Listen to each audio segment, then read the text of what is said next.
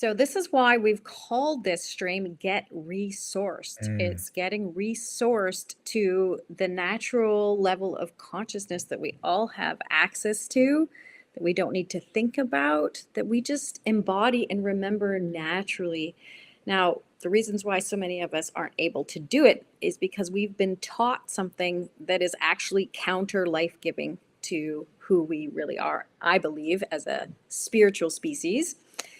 I really see us moving out of, we came out of the industrial age, which was all about mass manufacturing, FIFO and LIFO, and we really do treat people like that.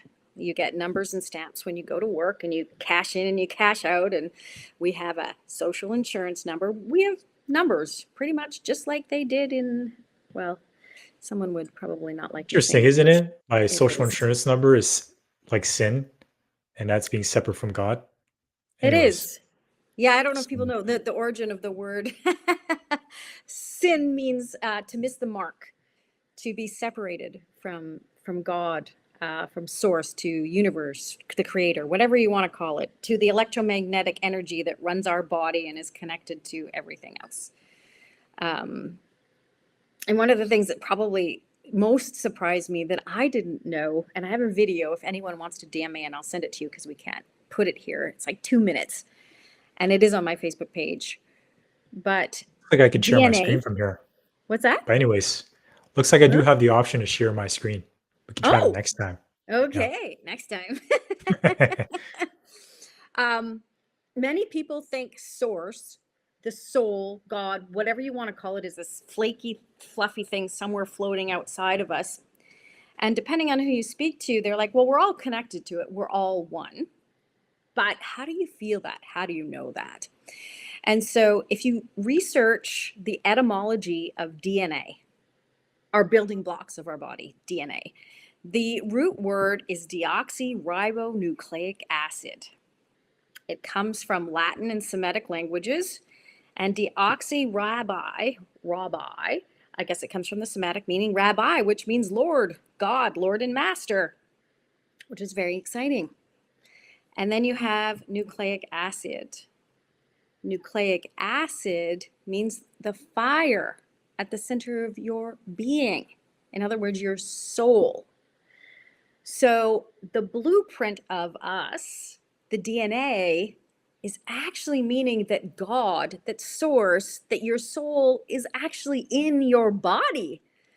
It's not separate. It's not this scientific, mechanical, cellular parts. It's actually also this energetic blueprint for accessing what I would call your inner resident truth.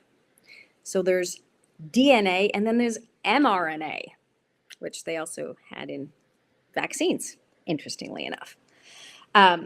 But I do have a gentleman who is, I've got a video and he describes it just so eloquently. If you would like to watch it, it blew my mind and I saved it on purpose because I thought it was so poignant for people to know that the soul in God is not separate from us. It's actually part of our body, it's part of our blueprint, and it's part of our makeup.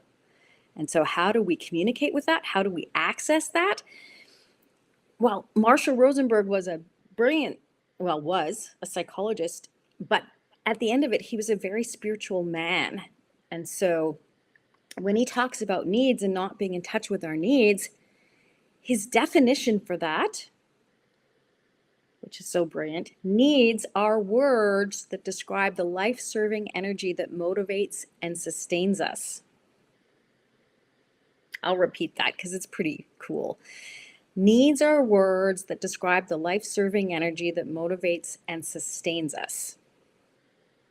Which essentially, and I didn't realize this, I started learning NVC 15 years ago, and until 2 years ago, I was like, oh, he used a very clever, non secular word to describe source energy, God, the creator, and our needs, which are universal for everybody. So to me, this is just one of the most exciting, meaningful, and practical things that we can do to get resourced, really. Yeah, resource reconnected to myself instead of outsourcing my power.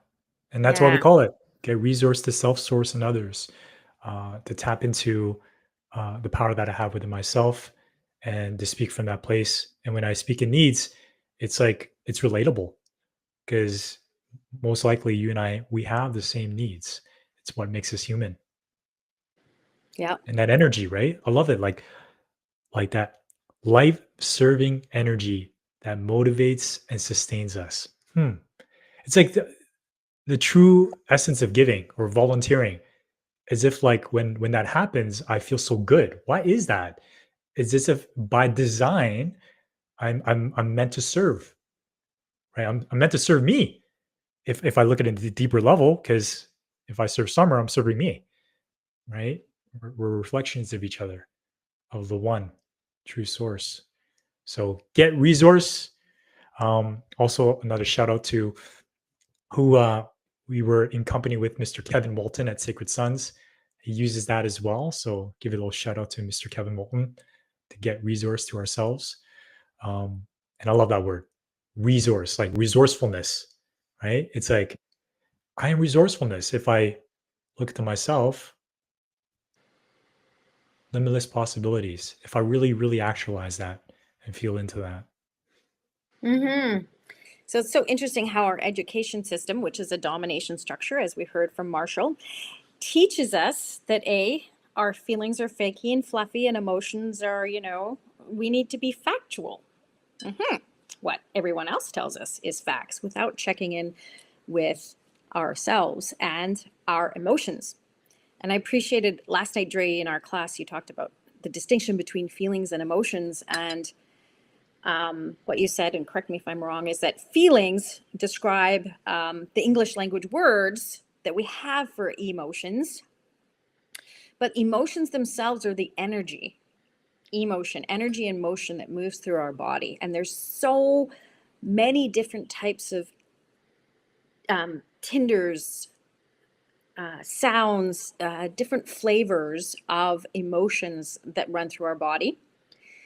And how Marshall will describe feelings, he says they are emotional states or body sensations that alert us to look deeper into our needs. So it's very interesting to me that he calls them emotions or body sensations. They're synonymous.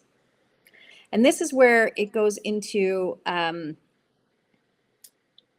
really trusting our body as this conduit to source, to God, which is actually our DNA, and being able to communicate in this energetic realm that our emotions are and seek truth from that place.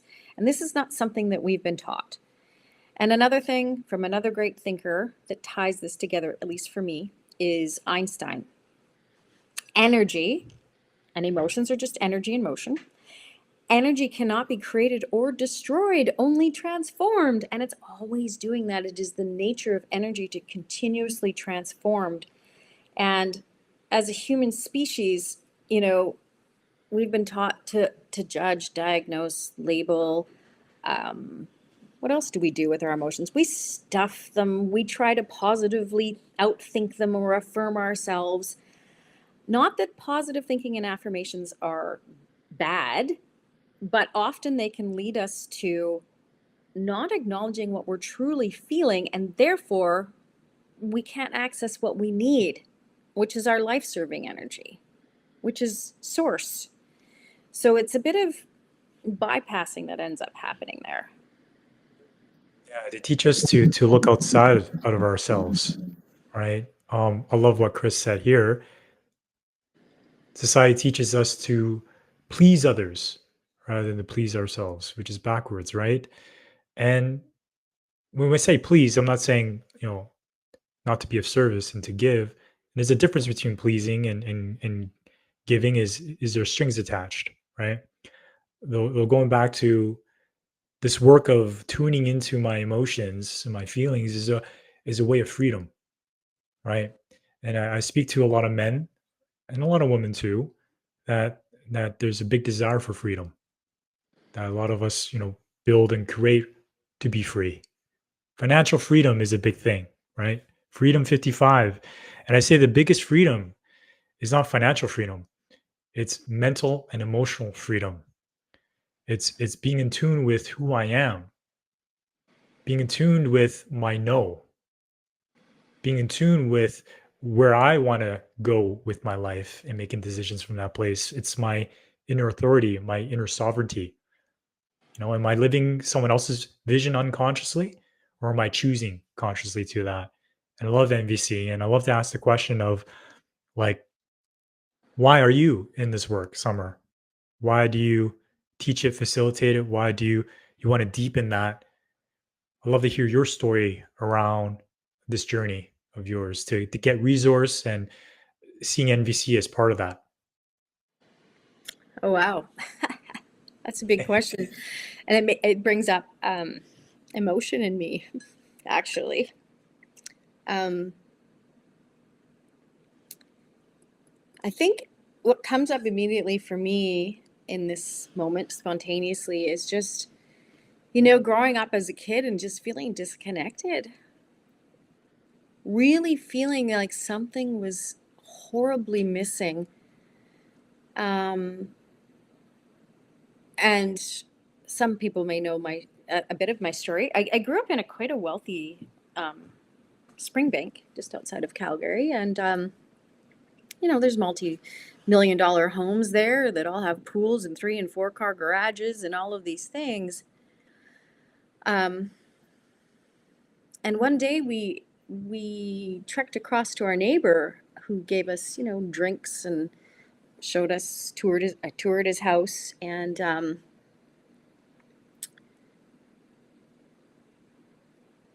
well, to make a long story short, he he committed suicide the next day. And he had been speaking to me, and I'd felt this particular type of energy in my own body. And I was 16, so I couldn't quite articulate it. But had I been able to speak what I felt, been able to connect what was going on in my body to my verbal capacity to speak truth, I don't think he would have died. And I think there's a lot of people suffering, and a lot of people don't know how to connect empathically with others without feeling heavy or disjointed, without judging, essentially. But the truth is, as we allow, and this is the funny thing. This is something that's very hypocritical that I hear in the psychological, spiritual communities. Is this concept of boundary setting, which is true, but people are like, "Oh, that's not mine. I have a boundary against that, and I'm going to ghost this person, or I'm going to do all these weird things that people do." Um, but if we're all one, how is it possible then that whatever someone's shit is only theirs? And it's not to say that people don't have their own. And the way that you can tell if it's also yours is whether or not you have a reaction to it. And if you're setting up extreme boundaries, ghosting people, cutting them off, calling them names, then there's something for you to look at within yourself. And it's sometimes hard for people to accept some of those things. Our culture is not big in really honoring and checking in with what we're noticing in our body conduits. And we're also not well versed with allowing energy to naturally transform. So many people talk about their emotions being good or bad, like be positive. And there are positive and negative emotions, positive and negative, like a battery, like an energetic charge. That's true. But most of our society goes about dealing with their own body conduit as if it's a battery in a car, and they look under the hood and they just want to disconnect the negative charge. They're like, "Oh, I don't want to feel bad. I don't want to feel bad. I'm going to numb myself. I'll take medication. I'll do all these types of things," without really knowing what it is that makes us feel good, that motivates us from the inside out. And as Viktor Frankl says, who wrote Man's Search for Meaning, happiness cannot be pursued, it must ensue as a dedication to something greater than oneself. And I might add the trust in that, because as Dre said, as I serve myself, not in, oh, I'm just going to take from people, but when I truly check in with what's life-giving to me, which isn't taking from others, I therefore also serve others, because we are all mirrors of each other. And so this is what's so exciting, is that we don't have to be alone, we don't have to be disconnected, and we can live out our human experience with such great meaning.